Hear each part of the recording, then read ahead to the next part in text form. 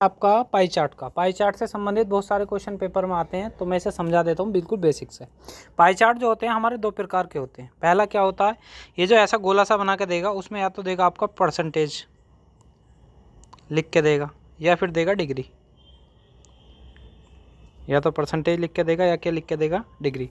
अब ये जो पाई चार्ट बना हुआ है ये डिग्री के ऊपर बना हुआ, देख रहा 54 डिग्री है, 54 डिग्री है, 54 डिग्री है, 36 है, 90 है, 72 है, तो डिग्री के ऊपर बना हुआ है। कभी कभी जो डिग्री पूछा जाएगा तो डिग्री अधिकतम आपकी पूरे गोले में जो होती है, हमारा जब पूरा गोला गोल घूम जाता है तो 360 डिग्री का हो जाता है, ठीक है। यदि इसी बात को परसेंटेज में पूछेगा तो डिग्री में तो 360 होता है, परसेंटेज में कितना होता है, 100।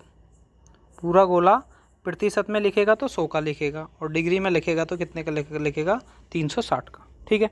अब देखिए समझाते हैं। पहला क्वेश्चन दिया हुआ भैया आपका कि सीमेंट पर कितने प्रतिशत खर्च हुआ। मैं थोड़ा सा इसे जूम कर देता हूँ। सीमेंट पर कितने प्रतिशत खर्च हुआ, तो देखिए कैसे निकालेंगे। तो निकालने का इसका तरीका है, पहला दिया हुआ है कि टोटल डिग्री कितने प्रतिशत पूछा, तो टोटल डिग्री होता है हमारा 360, और परसेंटेज में टोटल कितना होता है, 100। सीमेंट पर कितना खर्च हुआ, सीमेंट का जो दिया हुआ वो दिया हुआ आपका 72, ठीक है। तो 72 का मान पूछा तो कितना आएगा। दोबारा समझा देता हूँ, पूरा गोला कितने का होता है, डिग्री में 360 का और परसेंटेज में 100 का। तो टोटल 360 डिग्री है, परसेंटेज में सामने कितना, 100 परसेंटेज में सामने कब लिखना है, जब प्रतिशत में पूछे, और रुपए में पूछे तो 360 के सामने रुपए लिखने, ठीक है। तो 360 बराबर 100, और सीमेंट के बारे में पूछा 72 का मान x, 72 से कटा 5 बार और 5 से कटा, तो इसका आंसर कितना आ गया, 20%। समझ में आ गया होगा, नहीं आया तो एक बार और बता देता हूँ। तो पूरा गोला मैंने बताया था कितने का होता है, 360 डिग्री का, और परसेंटेज में पूछेगा तो उसके सामने 100 लिखना है, जिसका मान पूछा, जैसे उसने पूछा सीमेंट का, तो सीमेंट का 72, तो इसका मान x, 72 से कटा 5 बार, 5 से कटा 20 बार, तो इसका आंसर कितना आ गया, 20%। अगला क्वेश्चन देखिए। अगला क्वेश्चन दिया हुआ, यदि टोटल खर्च 6 लाख रुपये, ये शॉर्ट में हो गया 6 लाख रुपये, तो मजदूरी पर कितने रुपए खर्च हुए। तो टोटल मैंने बताया, टोटल खर्च वैसे हमारा कितना है, डिग्री में तो 360 है, और रुपए में दे रखा 6 लाख, 2 2 4 और 1 5, ठीक है। तो किसका मान पूछा, तो इन्होंने पूछा मजदूरी कितनी दे रखी है, 90 का मान निकालना, तो कितना आएगा, x। 9 चौक 36 होते हैं, 4 बार कटा, और 15 चौका 60 होते हैं, तो कितना बैठेगा आपका, 1.5 लाख रुपये। कितना आएगा, 1,50,000 रुपये। अगला क्वेश्चन देखिए, समझ में आ गया होगा। अगला क्वेश्चन देखिए। अगला क्वेश्चन दिया हुआ, सीमेंट पर मजदूरी से कितने रुपए कम है। तो पहले हमें लिखना वही 360 डिग्री, क्योंकि गोला कितने का होता है, मैंने बताया 360 का, और रुपए कितने लिखने हैं, 6 लाख रुपए। अब रुपए क्यों लिखे, 2 2 4 और 1 5। अब रुपए इसलिए लिखे क्योंकि रुपए में पूछेगा तो सामने रुपए रखने 360 के, और परसेंटेज में पूछेगा तो सामने क्या रखना है, 100। तो ऐसे ही यहाँ 360 तो हो गया टोटल, रुपए हो गए 6 लाख टोटल। अब इन्होंने पूछा सीमेंट और मजदूरी, तो सीमेंट कितना हमारा 72, और मजदूरी कितनी है 90, तो कितने का अंतर है, 18 का, और यहाँ क्या लगाना, x। तो 18 दूनी 36, 20 बार, 0 से 0 ख़त्म, और 2 से काटूंगा तो कितना बैठेगा, 30,000 रुपये। तो कितने कम हो गए आपके, 30,000। तो इसका आंसर कितना आ गया, 30,000। अगला क्वेश्चन देखिए। अगला क्वेश्चन है, इस्पात तथा सीमेंट का योग मजदूरी के साथ क्या अनुपात बनाता है। इस्पात और सीमेंट, इस्पात कितना हो गया आपका 54, और सीमेंट कितना हो गया 72, तो इसे जोड़ लो, 72 प्लस 54 बराबर किसके साथ अनुपात बनाता है, मजदूरी कितनी है 90। तो 4 और 2 6, और 7 और 5 12, 126 तो ये हो गया, और ये कितना हो गया 90। 9 से काटा 14 बार, और 9 से काटा, ये 18 से भी कट जाएगा, 18 से काटते हैं तो कितने बार कटेगा, 18 7 126, और 18 पंजे 90, तो इसका रेशो कितना आएगा, 7:5 का, ठीक है। क्योंकि हमने क्या करा, इस्पात और मजदूरी को जोड़ा 126, और सीमेंट का 90 दे रखा, काट के लिख दिया। अनुपात पूछे तो सिंपल होता, कुछ नहीं करना होता। अगला क्वेश्चन देखिए। अगला क्वेश्चन दूसरा दिया हुआ पाई चार्ट, पहले पाई चार्ट के बारे में समझा देता हूँ, ये थोड़ा अलग है। इसमें क्या है कि वही दे रखा, डिग्री में दे रखा, पूरा डिग्री मैंने बताया कितने का होता है, 360 डिग्री का होता है, ठीक है। अब इसमें बचत दे रखी है, हमें पूरा सवाल बचत के जरिए सोल्व करना पड़ेगा। बचत दे रखी है 8,000 रुपये, और यहाँ कितनी बचत दे रखी है 60, तो 60 डिग्री बराबर 8,000 रुपये। अब यहाँ 360 नहीं लिखेंगे, 360 कहाँ लिखेंगे जब टोटल का योग देगा। अब बचत का दे रखा तो सामने बचत का ही रखना पड़ेगा, ठीक है। चलो सवाल पे चलते हैं।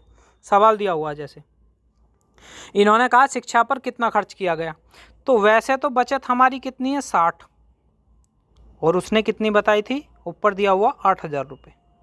कितना दे रखा है 8,000। तो उन्होंने पूछा शिक्षा पर, तो शिक्षा कितनी दे रखी है 30 डिग्री, तो 30 का मान निकालना तो कितना हो गया x। तो 30 से 60 कटा 2 बार, और 2 से 8,000 कटेगा कितने बार 4,000 बार। तो इसका आंसर कितना आ गया 4,000। समझ में आ गया होगा। अब मैंने बचत क्यों रखी, क्योंकि यहाँ बचत का मान दिया हुआ है। यदि टोटल का मान देता तो 360 के बराबर रुपए रखता, बचत का मान दे रखा तो बचत के बराबर ही रुपए रखने पड़ेंगे, जिससे निकल जाए सवाल। अगला क्वेश्चन देखिए। अगला क्वेश्चन दिया भोजन तथा बचत का अनुपात। अब इसमें हमारा रुपए का कोई यूज नहीं है। भोजन कितना दे रखा है 120, और बचत कितनी दे रखी है, बचत दे रखी है 60। अनुपात कहिए तो काट के लिख दो, तो कितना हो गया 2:1 का अनुपात। कितना आ गया 2:1 का अनुपात, 60 दूनी 120। अगला क्वेश्चन देखिए। इन्होंने कहा परिवार का महीने का कुल खर्च कितना है, तो ये रुपए का पूछेगा तो रुपए में किससे निकालेंगे, बचत का दे रखा तो 60 बराबर 8,000 रुपये। खर्च पूछा तो पूरा गोला होता 360 का, 360 में से 60 बचत है, तो खर्च कितना हुआ, खर्च हुआ आपका 300। तो 300 का मान कितना आएगा x। तो 60 से कितने बार कटा 5 बार, और 5 की गुना करूंगा तो कितना बैठेगा 40,000। तो आपका जो खर्च आएगा वो आएगा 40,000, और बचत कितनी दे रखी है पहले से ही 8,000 रुपये। अगला क्वेश्चन देखिए। अगला क्वेश्चन है आपका एक समअष्टभुज का प्रत्येक अंतःकोण 135 है तो बहिष्कोण क्या होगा। तो एक फॉर्मूला होता है अंतःकोण प्लस बहिष्कोण बराबर 180। अंतःकोण प्लस बहिष्कोण बराबर कितना होता है 180। अब देखो इसे कैसे सोल्व करेंगे। तो अंतःकोण का मान कितना दे रखा, अंतःकोण का मान दे रखा 135, और बहिष्कोण का मान कितना मान लिया x। दोबारा बता देता हूँ फॉर्मूला क्या होता है। फॉर्मूला होता है आपका अंतःकोण प्लस बहिष्कोण बराबर 180। तो यहाँ पर अंतःकोण प्लस बहिष्कोण बराबर 180। अंतःकोण का मान कितना दे रखा 135, बहिष्कोण का मान x बराबर 180। 135 में से 180 गया तो x का मान कितना आ जाएगा, 10 में से 5 गया 5, 7 में से 3 गया 4, तो कितना बैठेगा आपका 45। आंसर कितना आ गया 45। अगला क्वेश्चन देखिए। कोई धनराशि साधारण ब्याज पर 20 वर्षों में 2 गुनी हो जाती है तो कितने वर्षों में 4 गुनी हो जाएगी। तो साधारण ब्याज में क्या होते हैं 20 वर्षों में कितनी हो जाती है 2 गुनी। तो उन्होंने पूछा कितने वर्षों में हो जाएगी आपकी 4 गुनी। गुना वाले में से कम करके लिखते हैं साधारण ब्याज में। तो 20/x बराबर 1/3। 3 की 20 में गुना होगी तो इसका आंसर कितना आएगा 60। कितने वर्ष लगेंगे 60। अगला क्वेश्चन देखिए। 100 और 300 के बीच 13 से कटने वाली संख्याएं, ठीक है, तो कैसे निकालेंगे। तो हमें क्या करना है, सबसे पहले 100 जो है उसमें 13 का भाग देना। ऐसे मैंने पहले भी सवाल कराए थे। और फिर 300 जो है उसमें भी 13 का भाग देना। तो 13 सत्ते 91। पूरा पूरा काटना, पॉइंटों में नहीं काटना। तो 7 बार कटा, 13 एकम 13, कितना बचा 17, या 13 दूनी 26, कितना बच गया, अब बच गया 4, फिर लग गए 0, 13 × 3 = 39। तो कितने बार कट गया 23 बार, तो ये कट गया, और 7 इसमें से कट जाएगा क्योंकि 1 से 23 तक है, वो 1 से 7 तक है। तो 23 में से 7 गया तो कितना आ गया 16। एक बार फिर दोबारा समझा देता हूँ विस्तार से। देखिए पहले 100 में मैंने क्या करा, 13 का भाग दिया, 13 सत्ते 91, तो ये 7 बार कट गया। फिर क्या करा 300 में 13 का भाग दिया, 13 दूनी 26, कितना बचा 4, 0, 13 × 3 = 39। तो 23 में से 7 घटाया तो कितना आ गया 16। बड़े वाले में से छोटा वाला घटा के लिखते हैं, तो कितनी संख्या बैठेंगी 16। अगला क्वेश्चन देखिए। 18 वस्तुओं का क्रियामूल्य 15 वस्तुओं के विक्रय मूल्य के बराबर है। तो उन्होंने पूछा तो कितने प्रतिशत का लाभ हुआ। देखिए 1 रुपये की 18 खरीदी, रुपया अपनी तरफ से मानना, खरीदने वाले के सामने हमेशा 100। 1 रुपये की 15 बेच दी, बेचने वाले के सामने क्या मानना x। तो बाहर बाहर की अंदर अंदर की गुना हो जाती है। तो 15 ऊपर हो जाएगा और 18 नीचे। 100 सामने आ जाएगा और नीचे x। तो 3 से कटा 5 बार, 3 से कटा 6 बार, 5 से कटा 20 बार और 20 छिक्का 120। 100 से जितना अधिक है वही लाभ है, तो लाभ कितना हो गया 20% का, और कम आएगा तो हानि। अगला क्वेश्चन देखिए।